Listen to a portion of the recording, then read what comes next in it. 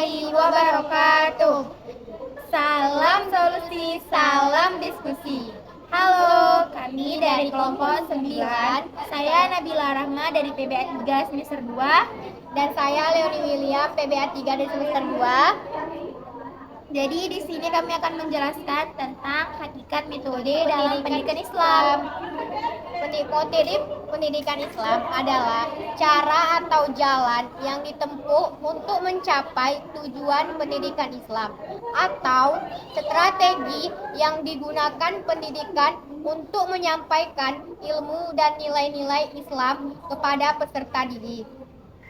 Terus ada peranan metode pendidikan Islam.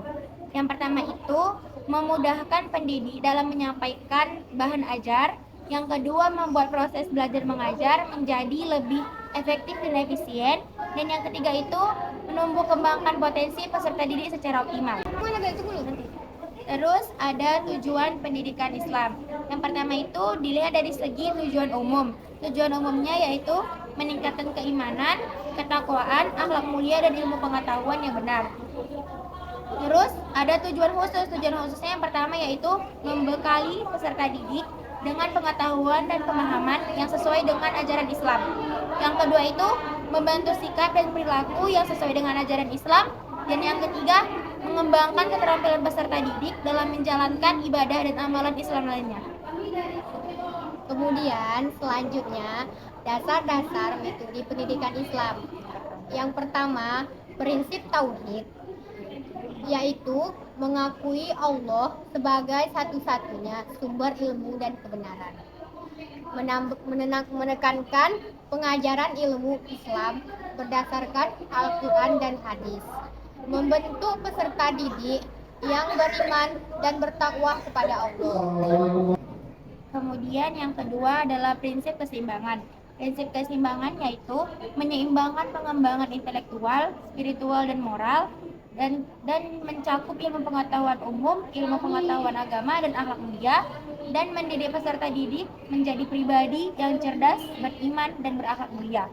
Yang ketiga, prinsip aktivitas dan kreativitas, yang artinya mendorong partisipasi aktif dan kreatif peserta didik dalam proses belajar mengajar dan menerapkan metode seperti diskusi, proyek kelompok, dan pemecahan masalah. Dan yang terakhir membangun semangat belajar dan mengembangkan potensi peserta didik secara optimal. Selanjutnya, prinsip psikologis, yaitu memahami karakteristik dan kebutuhan psikologis peserta didik, menyesuaikan metode pembelajaran dengan. Kemudian saya akan membahas tentang klasifikasi atau pembagian dalam metode pendidikan Islam. Yang pertama itu berdasarkan cara penyampaian materinya. Itu ada yang pertama metode ceramah, yaitu menyampaikan materi secara langsung kepada peserta didik. Yang kedua metode diskusi, yaitu menambah suatu topik secara bersama-sama dengan peserta didik. Yang ketiga ada metode demonstrasi, yang artinya menunjukkan suatu proses atau kegiatan secara langsung kepada peserta didik. Yang terakhir ada metode praktik, yang artinya memberikan kesempatan kepada peserta didik untuk mempraktikkan apa yang telah dipelajari. Kemudian selanjutnya berdasarkan tingkat keaktifan peserta didik. Yang pertama metode pasif, yaitu peserta didik hanya menerima informasi dari pendidik. Yang kedua metode aktif, yaitu peserta didik terlibat aktif dalam proses belajar mengajar. Yang ketiga metode interaktif, yaitu peserta didik berinteraksi dengan pendidikan dan sesama peserta didik. Kemudian yang ketiga, berdasarkan tujuan pembelajaran secara langsung kepada peserta didik. Yang terakhir ada metode praktik, yang artinya memberikan kesempatan kepada peserta didik untuk mempraktikkan apa yang telah dipelajari. Kemudian selanjutnya berdasarkan tingkat keaktifan peserta didik. Yang pertama metode pasif, yaitu peserta didik hanya menerima informasi dari pendidik. Yang kedua metode aktif, yaitu peserta didik terlibat aktif dalam proses belajar mengajar. Yang ketiga metode interaktif, yaitu peserta didik berinteraksi dengan pendidikan dan sesama peserta didik. Kemudian yang ketiga, berdasarkan tujuan pembelajaran, yaitu yang pertama metode kognitif yang artinya mengembangkan kemampuan berpikir peserta didik. Yang kedua ada metode efektif yang artinya mengembangkan sikap dan perilaku nilai-nilai peserta didik. Dan yang ketiga ada metode psikomotrik yang artinya mengembangkan keterampilan dan kemampuan peserta didik. Dan selanjutnya berdasarkan media pembelajaran, yaitu ada 3. Pertama, metode ceramah yang merupakan menggunakan media verbal seperti ceramah dan penjelasan. Yang selanjutnya berdasarkan media pembelajaran, yaitu ada 3. Yang pertama metode ceramah yang merupakan menggunakan media verbal seperti ceramah dan penjelasan. Yang kedua metode visual, menggunakan media visual seperti gambar, grafik, dan video. Yang ketiga metode audiovisual yang menggunakan media audio dan visual seperti film dan audio.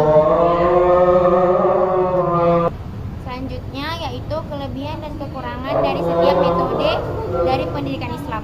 Yang pertama itu dari metode ceramah. Kelebihan metode ceramah yang pertama mudah diterapkan, efektif untuk menyampaikan informasi dalam waktu yang singkat, dan cocok untuk materi yang kompleks dan membutuhkan penjelasan yang detail. Dan kekurangannya, peserta didik menjadi tidak aktif dalam proses belajar mengajar dan cenderung membosankan dan kurang menarik, dan yang terakhir sulit untuk mengetahui tingkat pemahaman peserta didik. Dan selanjutnya yaitu ada metode diskusi, kelebihan dan kekurangannya. Kelebihannya, peserta didik aktif dalam proses belajar mengajar dan meningkatkan kemampuan berpikir kritis dan komunikasi peserta didik, dan mendorong kerjasama dan partisipasi peserta didik. Dan kekurangannya, membutuhkan waktu yang lebih lama dan sulit untuk mengendalikan jalannya diskusi. Kemudian metode demonstrasi. Kelebihan dari metode demonstrasi yang pertama yaitu memudahkan peserta didik untuk memahami materi yang diajarkan. Yang kedua, meningkatkan minat dan motivasi belajar dari peserta didik. Dan yang terakhir, memberikan pengalaman belajar yang lebih menarik. Dan kekurangannya yaitu membutuhkan alat peraga dan fasilitas yang memadai, membutuhkan keterampilan khusus dari pendidik, dan yang terakhir tidak semua materi dapat didemonstrasikan. Dan selanjutnya, adapun metode praktik, yaitu kelebihan dan kekurangan. Kelebihannya, meningkatkan keterampilan dan kemampuan fisik peserta didik, memberikan pengalaman belajar yang langsung dan nyata, membantu peserta didik untuk memahami materi secara lebih mendalam.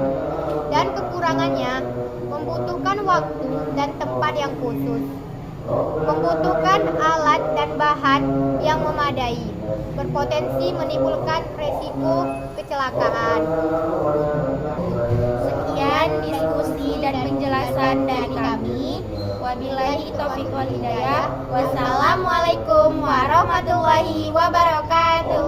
Dadah.